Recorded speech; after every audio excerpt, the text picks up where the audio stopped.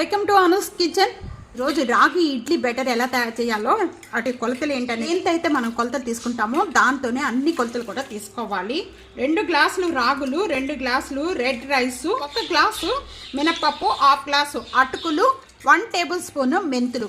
ఇవన్నీ కొలతలండి. ఇవన్నీ 6 అవర్స్ నానబెట్టుకోవాలి. కూడా బాగా క్లీన్ చేసుకోవాలి. సీజన్లో కంటే మీకు వెట గ్రైండర్లు అయితేనే బాగా మెత్తగా స్పాంజీ లాగా ఇడ్లీలు వస్తాయండి. అటుకులు, మెంతులు ఇలాగ సపరేట్ గిన్నెలాగా నానబెట్టుకోవాలి.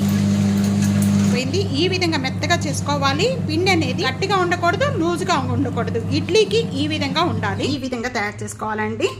ఈ ఒక్క బెటర్తోనే మనం ఎన్నో రకాలైన టిఫిన్లు తయారు చేసుకోవాలా. టేస్ట్గా ఉంటాయి, హెల్త్ కూడా చాలా మంచిది. ఈ విధమైన కొలతలతో తయారు చేయండి. మీకు ఎలా వచ్చినాయి అనేది ఇడ్లీలు కానీ దోశ కానీ కామెంట్స్లో తెలియజేయండి.